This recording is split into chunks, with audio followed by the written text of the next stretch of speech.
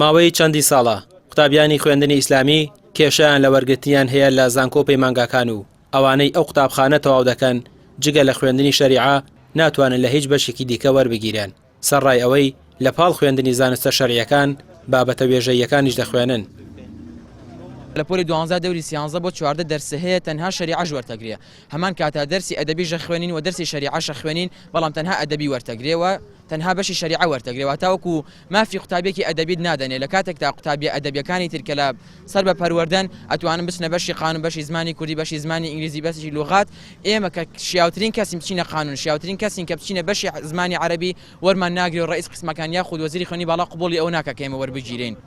لەبەرەوەی ئەڵێن ئێوە بەشەکەتان شەریعەیە خاص بە شەریعەن بەڵام ئێمە ژەڵین کاتێکە خاص بە شەریعەین با دەرسەکانمان تەنها شەریعە بێ ئەوان وعدی ئەوەیان پیاوین کەوا ئێوە ئەم دەرسە ئەدەبیانە بخوێنن بەشەکانی تریش وەرتان بگرن نووسراومان هەیە لە فەیسبووکە بڵاو کراوەتەوە کەوا ئیمزا کراوە ئەم قوتابیانە شوێنی وەربگیرن بەڵام ناوەڕێتەوە باری جێبەجێکردنەوەیە ئێمە 12 دەرسە خوێنی بەشی ئابووریە خوێنین مێژووە خوێنین جوگرافیا خوێنین بیرکاری عەربی ئینگلیزی کوردی ئەمانە هەموویە خوێنین لە پاڵیشە دەرسە شەریعەکانە خوێنین بەڵام لە زانکۆ تەنها شەریعە وەرمانەگرێ یعنی بەڕاستی تەنها ئەوەیە کە ئەم مەکتەبیان لەسەر تەلەبە زۆر قرس کردو بۆ ئەوی ئەم مەکتەبانە وردە ببووکێنەوە لە کوردستانە بە تەواوەتی قورسیان کردووە هەم تەلەبە کە یەتە ئیرە لایانی ئەدەبی بە تەواوەتیە خوێنێ لایانی شەرعیشە خوێنێ بەڵام لەو لایشۆ شەهادەکەی هیچ مەقبول نییە شەهادەکەی زۆر شەهادەیەکی نزم و لە نزمترین بەشە حساوی بۆ ئەکرێ و لە هەموو شەهادەیەک نزمترە.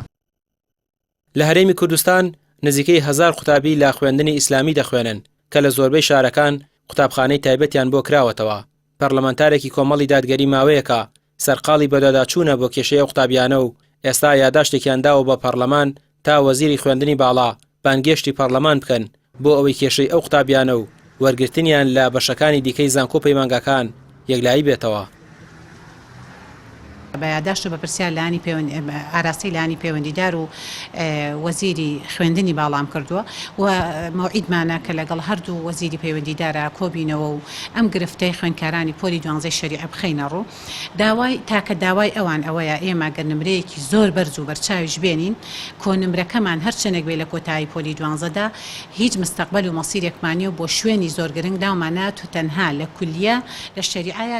لە زانکۆیە لە پایمانگا لە شەریعە ناومانێتەوە بەڵام ئێمە بەپێی بە دوواداچوونەکانمان لە وڵاتانی دراوسێ ئەگەر ئەوانەی کە خریجی شەریعەن کۆنمرەکانەوە دووش بێ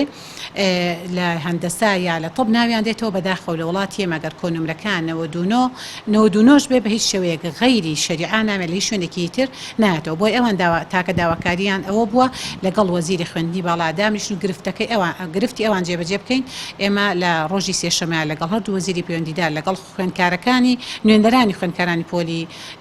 12 شەریعە کۆ دەبینەوە. قوتابیانی خوێندنی ئیسلامی داوای یەکلایکردنەوەی چارەنووسیان دەکەن لە وەزارەتی پەروەردە و وەزارەتی خوێندنی باڵا ئەوان دەڵێن ئەگەر لە بەشە ئەدەبیەکانی دیکەی زانکۆ پەیمانگەکان وەرناگیرێن و تەنها بۆیان هەیە بچنە بەشی شەریعە با بابەتەکانی دیکەیان بۆ لابەرن کە پێکاتووە لە حەودوانەی وێژەیی ئەگەر لە بەشەکانی دیکەش وەردەگیرێن با چی دیکە دەستیان پێ نەکرێت. ئەو قوتابیانە دەڵێن ئەگەر لەم ماوەیەدا کێشەکەیان یەکلایی نەکرێتەوە ناگەڕێنەوە نێو هۆڵەکانی خوێندن. ڕامیار عوسمان کەناڵی پێیام سلێمانی.